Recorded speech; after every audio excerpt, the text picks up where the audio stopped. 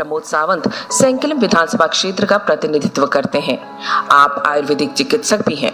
Doctor Sawant ने कोल्हापुर के Ayurvedic medical college से आयुर्वेद, मेडिसिन और सर्जरी में स्नातक की डिग्री प्राप्त की और पुणे में तिलक महाराष्ट्र विश्वविद्यालय से मास्टर ऑफ सोशल वर्क की स्नातकोत्तर डिग्री ली। 22 मार्च 2017 को आपको गोवा विधानसभा का अध्यक्ष चुना गया। वर्ष 2019 में श्री मनोहर पर्रिकर के निधन के बाद श्री प्रमोद सावंत को गोवा का मुख्यमंत्री चुना गया। 19 मार्च 2019 को गोवा के 13वें मुख्यमंत्री के रूप में आपने शपथ ली। पांचजन्य के सागर मंथन सुशासन संवाद 2.0 में हम आपका हार्दिक स्वागत करते हैं।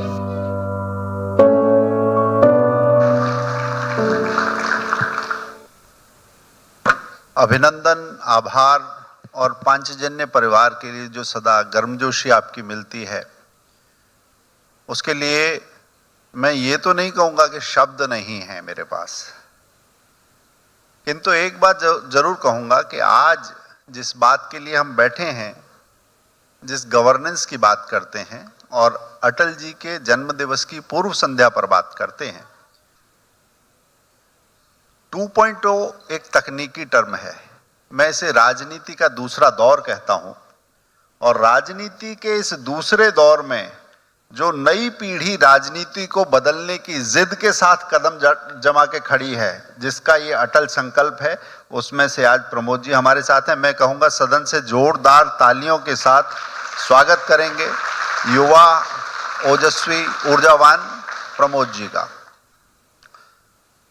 प्रमोद जी, एक राजनीति की कड़वाहट और छटपटाहट विशेष तरह की हम दिल्ली में देखते हैं, परंतु आपके राज्य में लगता है कि लोग आनंद में आके खो जाते हैं, वैसी कड़वाहट नहीं दिखती। ऐसा कौन सा राजनीति में ये डॉक्टर कैसी सर्जरी कर रहा है? सबसे पहले तो पांचजन्य सागर मंथन इस पूरे टीम का मैं बहुत बहुत अभिनंदन करता हूं। आप दूसरी बार ये कार्यक्रम गोवा में कर रहे हैं और हमें मौका मिला कि आपके साथ बातचीत करने का।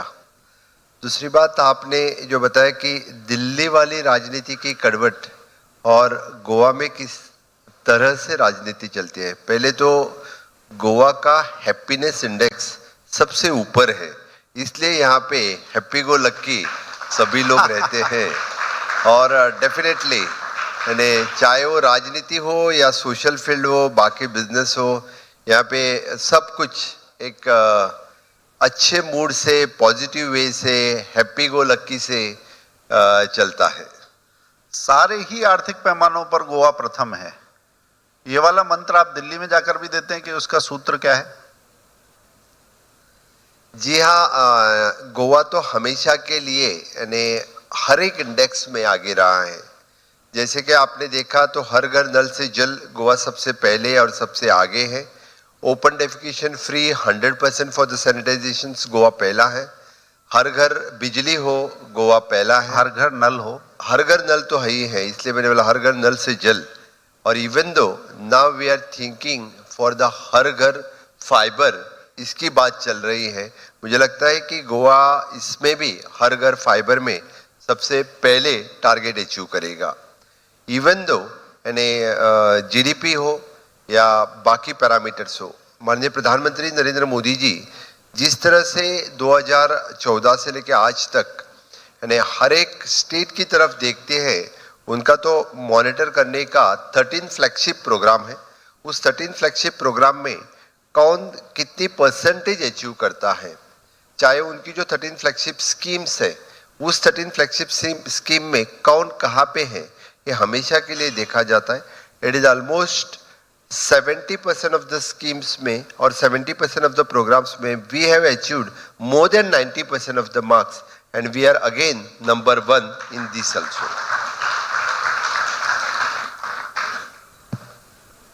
गोवा का जो छवि है, गोवा लोग आना चाहते हैं, उसमें एक बड़ा वर्ग है जो आनंद पाने के लिए और गम भुलाने के लिए आना चाहता है।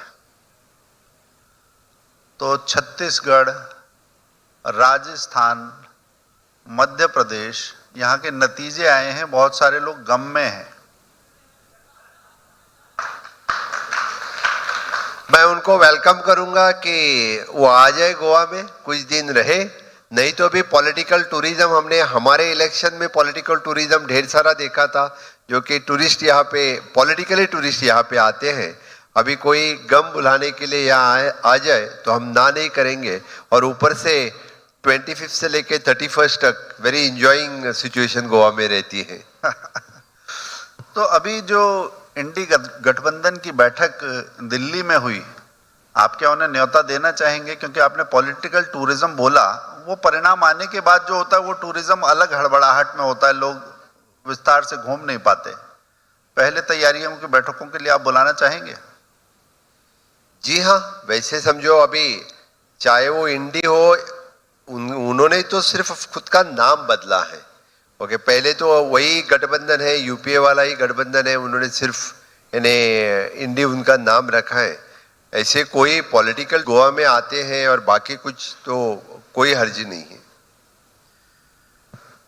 ये तो हमारी बात राजनीति को टटोलते हुए आगे बढ़ती ही रहेगी, मगर मैं इसमें विकास के पैमानों की भी बात करूंगा। बहुत सारे लोगों को शायद बहुत सी चीजें नहीं पता होंगी। 11,926 करोड़ यानी करीब 12,000 करोड़ की लागत से 315 किलोमीटर राजमार्गों का निर्माण आपके समय में इधर गोवा में हुआ है, और 90 में से 17 प्रोजेक्ट पूरे हो चुके हैं। देश तो इसे देखता है किस तरह से, एक बड़ी सफलता की तरह। आप कैसे देखते हैं और इसमें सहयोग कैसा रहता है? पहली बात तो ये 11,000 नहीं है, आपको किसी ने तो मुझे लगता है कि रॉन्ग फिगर दी है। It is 25,000 crore of rupees the double engine के सरकार ने 9 साल में गोवा में ऑलरेडी स्पेंड कर चुकी है। मतलब दुगना है ये आंकड़ा? दुगना है आंकड़ा है। और अभी रिसेंटली मैं नाम लेकर तो पत्रा देवी से लेके पौड़ेम तक पूरा नेशनल हाईवे हम पूरा कर चुके हैं। हार्डली द 15% द परवरिम फ्लाईओवर एक ही बचा था, उसके लिए द 650 करोड़ ऑफ रुपीज 2 दिन पहले माननीय गडकरी जी जब गोवा में आए तो उन्होंने उसका भी फाउंडेशन स्टोन डाला है। अभी रिसेंटली द जुआरी bridge which is spend 2,500 crore of rupees, 13 kilometres का रोड और ब्रिज, ये पूरे देश में सेकेंड लॉन्गेस्ट ब्रिज है जो केबल स्ट्रीट ब्रिज है। और उन्हीं के साथ साथ माननीय गडकरी जी ने जो ऑब्जर्वेटरी टावर और इसका जो फाउंडेशन स्टोन डाला है, वो पूरे इंडिया में फर्स्ट ऑब्जर्वेटरी टावर रहेगा। इस तरह का पूरे देश भर में और किसी भी जगह पे नहीं है। मुझे लगता है कि जो ये ऑब्जर्वेटरी टावर होने के बाद पूरे गोवा में जितने सारे टूरिस्ट आते हैं उनको भी लगेगा कि एक बार that will be the 125 metre height पे यानी ऑब्जर्वेटरी रेस्टोरेंट रहेगा, वहां से पूरा गोवा दिखेगा।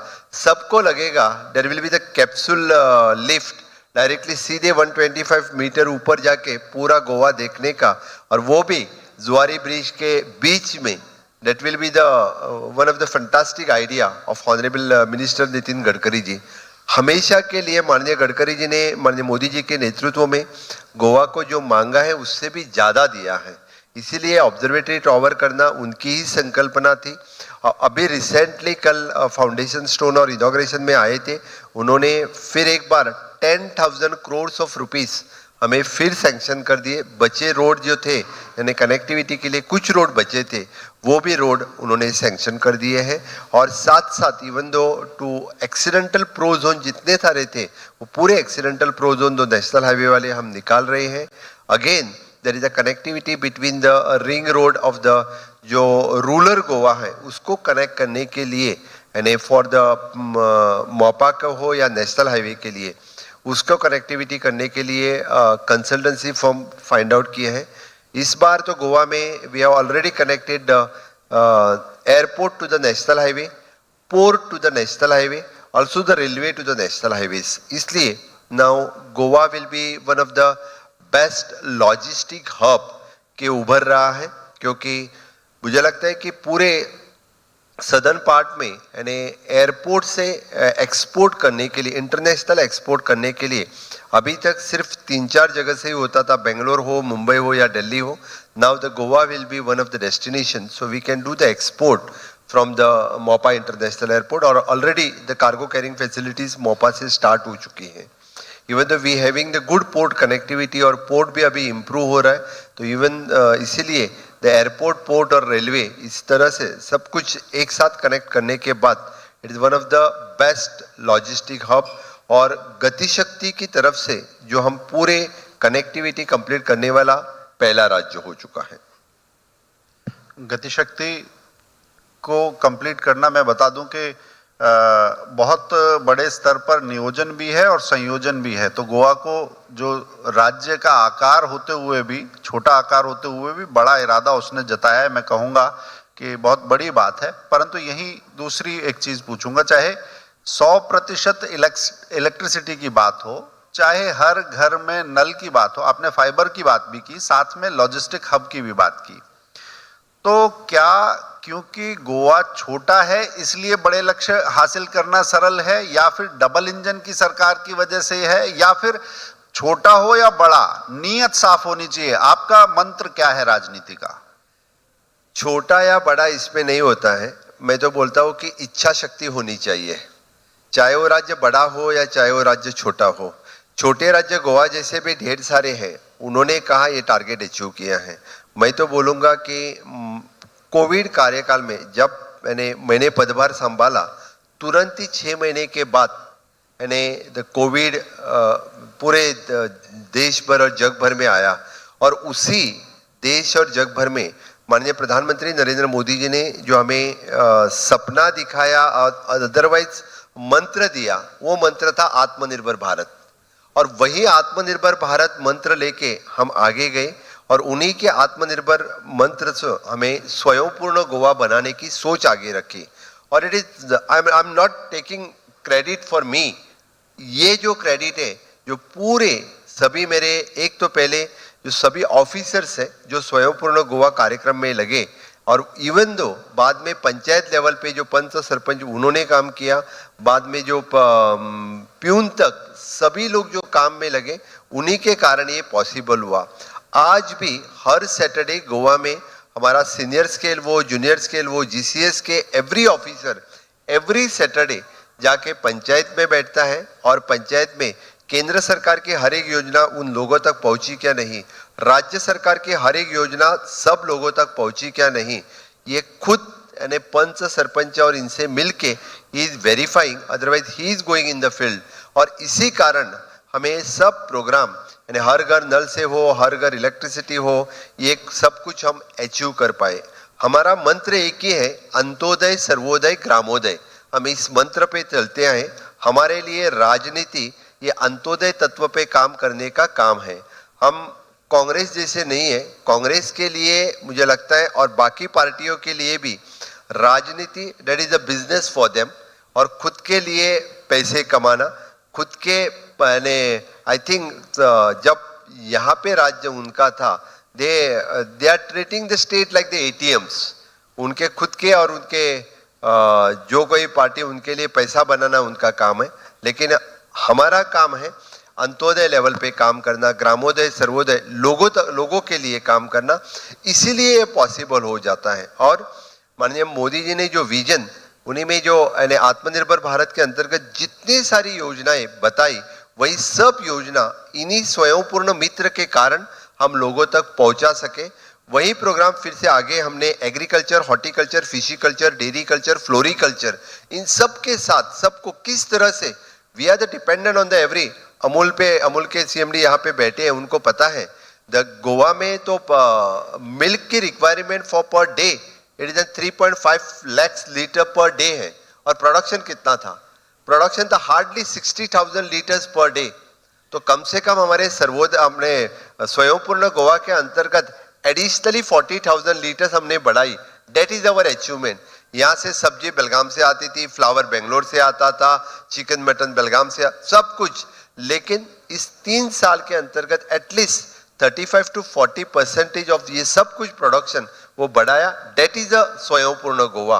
और ये पॉसिबल क्यों हुआ? हमने लोगों को बताया, इम्पोर्टेंस बताया कि कैसे हो सकते हैं। और इसीलिए यानी पहले सिर्फ ओनली द सर्विस इंडस्ट्रीज के ऊपर फोकस करते थे, now they are focusing for the even though for agriculture industries के ऊपर फोकस करने लगे।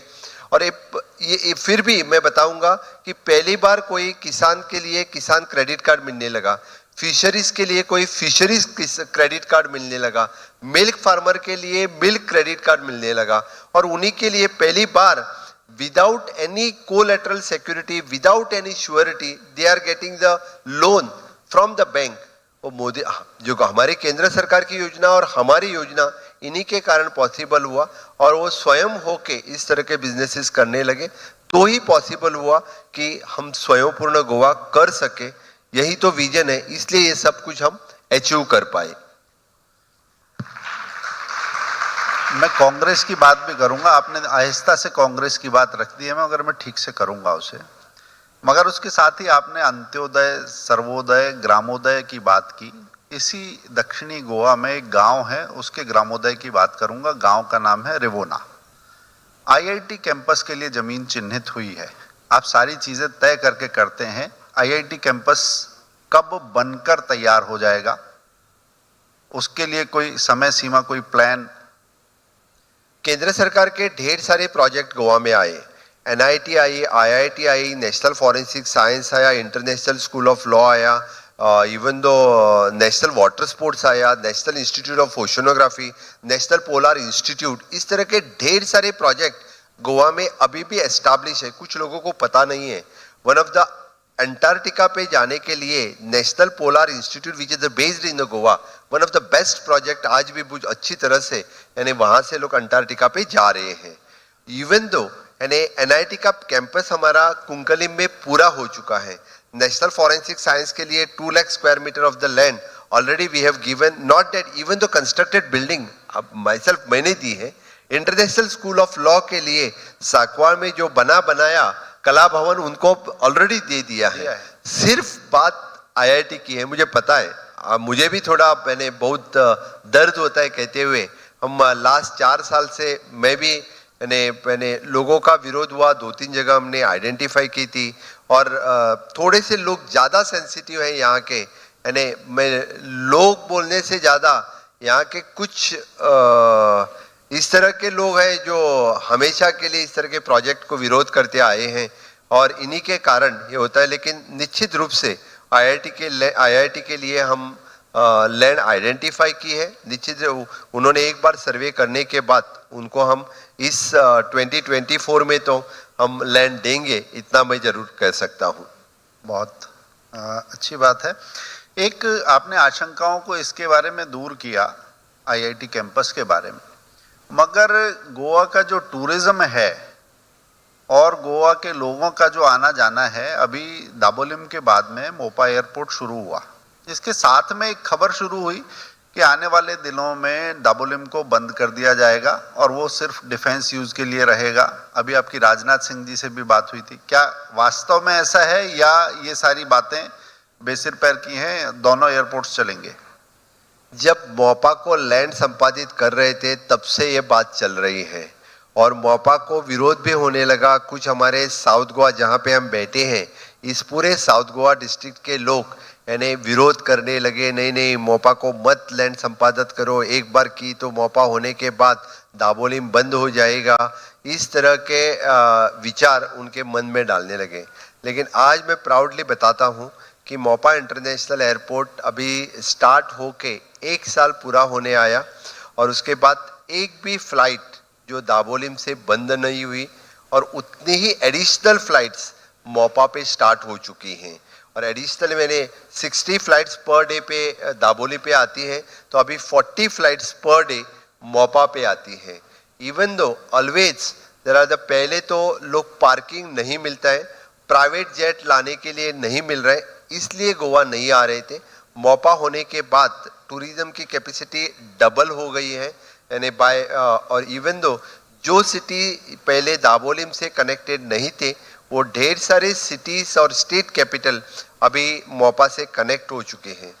इसकी बात तो हमारे सिविल एविएशन मिनिस्टर ने कही है, डिफेंस मिनिस्टर ने कही है, और इवन दो the cabinet that time have resolve Mopa international airport होने के बाद भी कभी भी दाबोलिम बंद नहीं होगा, सिविलियन के लिए हमेशा के लिए चलता रहेगा।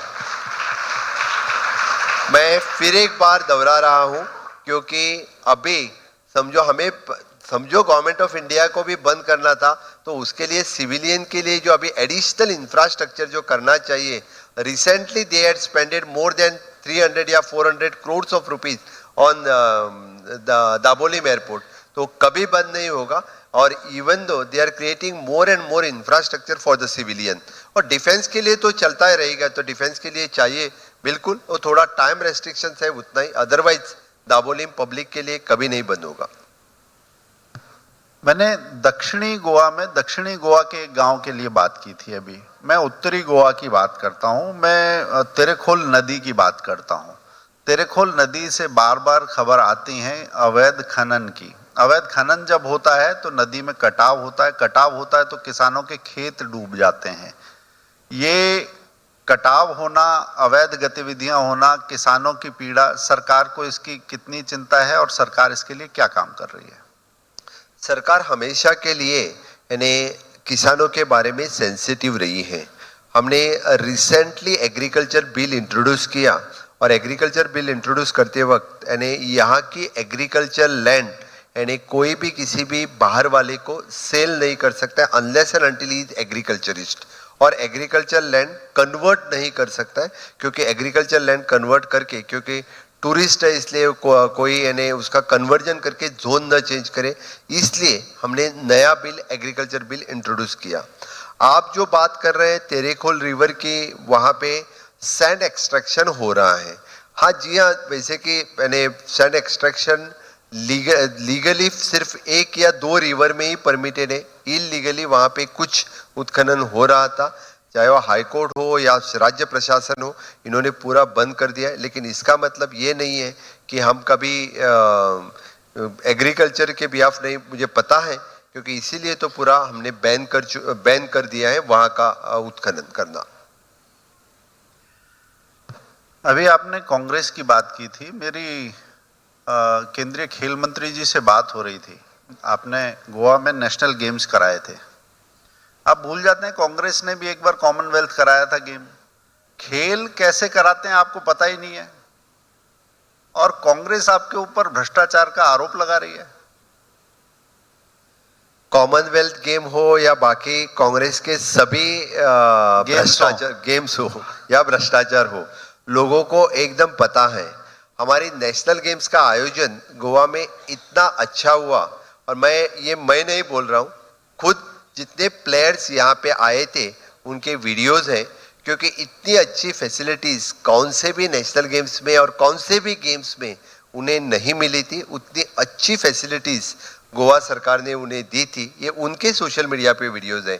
मैं जब उनका रिव्यू ले रहा था या मैं जब देख रहा था, तो फिर इतना आयोजन होने के बाद यानी 10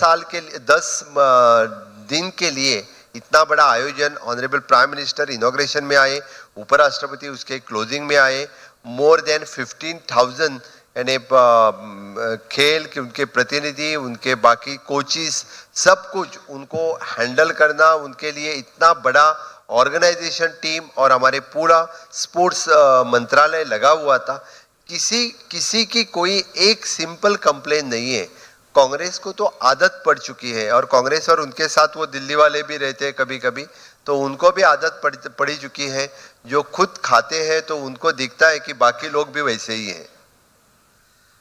जिन लोगों को ऐसी आदत पड़ी हुई है उनका इलाज करने की भी बात अगर हम करें, तो एक तो पैथी वो है जो बहुत समय से इस देश में चलती रही, और दूसरी वो है जिसको इस देश ने अभी बढ़ावा देना शुरू किया।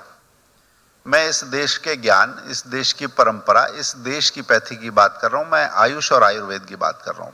प्रधानमंत्री जी इसे काफी बढ़ावा दे रहे हैं, और आप खुद आयुर्वेद के डॉक्टर हैं। गोवा में आयुर्वेद को बढ़ावा देने के लिए आप क्या कर रहे हैं, और आगे गोवा में आयुर्वेद का क्या स्थान देखते हैं?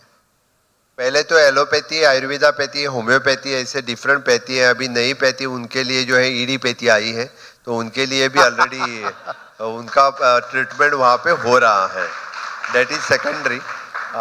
आयुष के प्रति मुझे हमेशा के लिए लगाव रहा है, और जब मैंने गोवा में आयुष का अच्छी तरह से प्रमोशन हमारे राज्य ने किया है। हर एक PHC, CHC, district hospital level पे आयुष के सभी डॉक्टर्स, चाहे वो आयुर्वेदिक, होम्योपैथिक, सभी डॉक्टर्स ओपीडी और कंसल्टेंसी रहती है। और मैं केंद्र सरकार का बहुत बहुत धन्यवाद भी करता हूँ कि आयुष का सबसे बड़ा एस्टैब्लिशमेंट, सबसे बड़ा अस्पताल हमारे नॉर्थ गोवा के near to the Mopa Dhargal village में हमें दिया है। वहाँ पे along with the hospital research centre 250 bedded hospital के साथ यूजी और पीजी यानी अंडर ग्रेजुएट और पोस्ट ग्रेजुएट लेवल का एजुकेशन स्टार्ट हो चुका है। Even though for the foreign students are taking the admission for the Ayurveda, वहाँ पे ऑलरेडी अलाउ कर चुके हैं। 2 साल से कोर्स स्टार्ट हो चुका है और बहुत अच्छा रिस्पॉन्स लोगों का वहाँ मिल रहा है। Not only for the Goa, even though patients coming from the Maharashtra and Karnataka, patients are coming in our AYUSH hospital धारगढ़।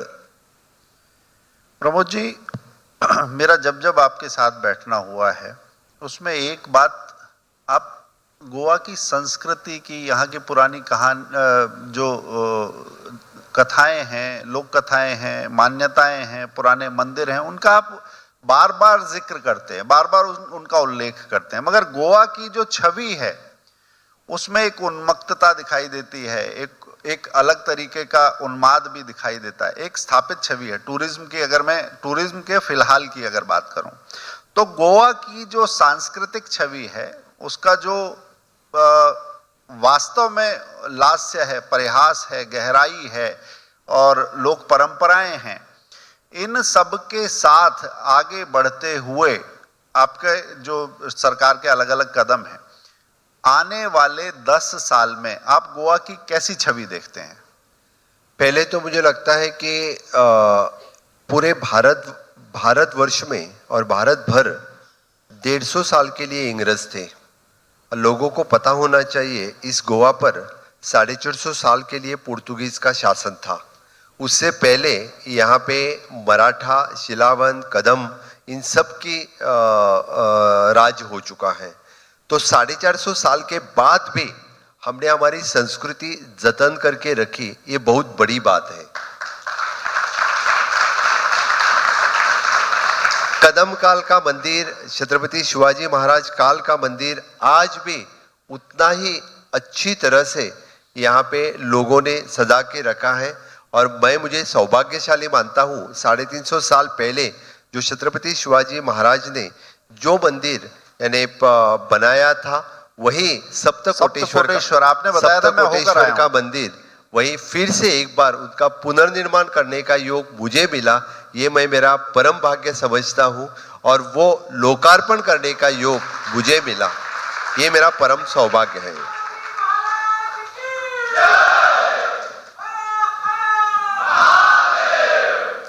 वही सांस्कृतिक धरोहर आगे बढ़ाते हुए पहले लोगों ने गोवा की एक इमेज करके रखी थी, सन, सैंड और सी। बस लोगों को लगता था कि गोवा में आ जाओ, सन देखो, सैंड देखो, सी देखो, बस बीच पे लेटो, बाकी जो कुछ है वो करो और चले जाओ। That is not a Goa. आपको गोवा देखने के लिए ढेर सारा इंटरलैंड गोवा है, यहाँ के मंदिर है, यहाँ के चर्चिज है। और इंटरलैंड में गोवा देखा तो यहाँ पे आप देखा तो वेस्टर्न घाट है देखने के लिए। यहाँ पे 7 सेंचुरीज है जो अच्छी तरह से हमने प्रिजर्व करके, यहाँ पे बर्ड सेंचुरी है, यहाँ पे अच्छे से अभयारण्य है, ये भी देखने लायक है। और इवन दो रेनी सीजन में तो पूरा गोवा बहुत ही देखने लायक है। इसीलिए हम बढ़ावा देते हुए the spiritual tourism, medical tourism के लिए भाव दे रहे हैं। आगे आने वाले दिनों में तो Goa will be well known for the medical tourism, Ayush tourism. जो पीएम मोदी साहब ने जो आयुष वीजा का कंसेप्ट अपने देश के सामने रखा है, वो आगे गोवा इसके लिए वेलकम करता है। लोकसभा चुनाव आने वाले हैं, 2 सीटें आपके पास भी हैं और 2 सीटें नहीं। देश की नब्ज, देश का मिजाज गोवा बताता रहा है। तो आपका क्या संदेश है लोकसभा चुनाव की? हम ये कहें कि चुनाव आयोग की अधिसूचना तो जब होगी तब होगी, मगर देश चुनाव की चौखट पर खड़ा है, आप इसे कैसे देख रहे हैं? जिस तरह से 3 राज्य में चुनाव लोगों ने देखा, कोई नहीं कह रहा था कि 3 राज्य भारतीय जनता पार्टी के आ जाएंगे, लेकिन भारतीय जनता पार्टी के वरिष्ठ नेता कह रहे थे, हमारे जैसे छोटे कार्यकर्ता जो ग्राउंड पे घूमते हैं, इन 4 राज्यों में मैं खुद गया था प्रचार के लिए, चाहे वो छत्तीसगढ़ हो, मध्य प्रदेश हो, राजस्थान हो, तेलंगाना हो, इन 4 राज्यों में मैंने खुद प्रवास किया था और पहले ही लग रहा था कि 3 राज्यों में भारतीय जनता पार्टी की सरकार आ रही है। इलेक्शन के 2 दिन पहले मेरा जाहिर स्टेटमेंट था, मैं कोल्हापुर शिवाजी यूनिवर्सिटी में था, उसी दिन मुझे बताया था, मैंने तभी कहा था कि तीनों राज्यों में भारतीय जनता पार्टी की सरकार बन रही है और तीनों राज्यों में भारतीय जनता पार्टी की सरकार बन गई है। तो लोग चाहते हैं, नो डाउट, ये तो माननीय मोदी जी के नेतृत्व में डबल इंजन की सरकार जो पूरे देश भर में काम कर रही है, सभी लोग चाहते हैं कि डबल इंजन की सरकार उनके राज्य में आ जाए। मैं क्यों कह रहा हूं, माननीय मोदी जी ने इस आजादी के अमृत काल में 4 पिलर बताए हैं। एक, नारी शक्ति, दूसरा युवा शक्ति, तीसरी किसान शक्ति और चौथा गरीब कल्याण। और उनका विजन आगे आने वाले 2047 तक मीन्स 25 साल के लिए नारी शक्ति, युवा शक्ति, किसान शक्ति और गरीब कल्याण के लिए है। उन्होंने इसके लिए जो जो काम किया है वो आप निकाल के देखो, उसके ऊपर बोलने लगा तो मैं आधा घंटा बोल सकता हूँ। यानी महिला शक्ति के लिए कितना काम किया, युवा शक्ति के लिए कितना काम किया, युवा शक्ति के लिए from the clean India to fit India तक, किसानों के लिए कितना काम किया। पहली बार कोई किसान के लिए किसान क्रेडिट कार्ड मिल रहा है, सॉइल हेल्थ कार्ड मिल रहा है। इससे पहले अपना ही हेल्थ कार्ड नहीं मिल रहा था, तो आजकल सॉइल हेल्थ कार्ड भी हर एक के लिए मिल रहा है।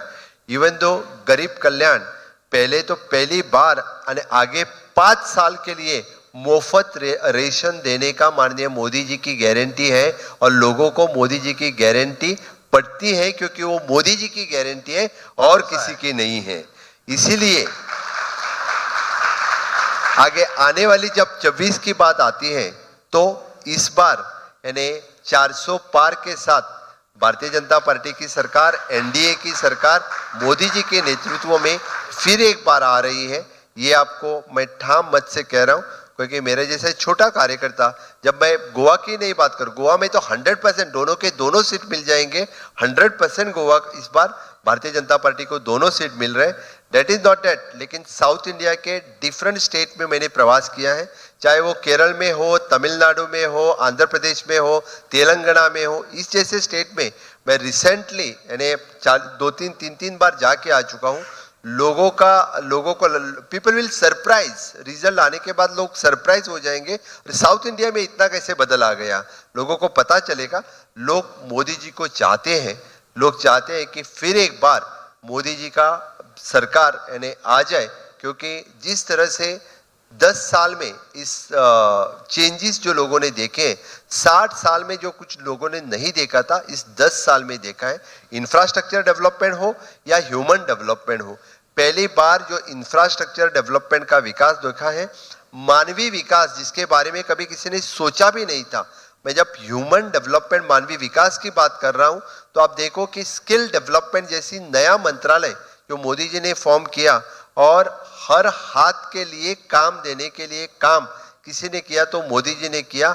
आज तक 60 साल तक लोग सिर्फ हाथ दिखाते रहे थे और कुछ नहीं, हाथ ही दिखाने का काम किया था। हाथ दिखाते और हाथ को वोट करो इतना ही बोलते थे। उस हाथ को काम देने का काम किसने किया? तो मोदी जी ने किया है।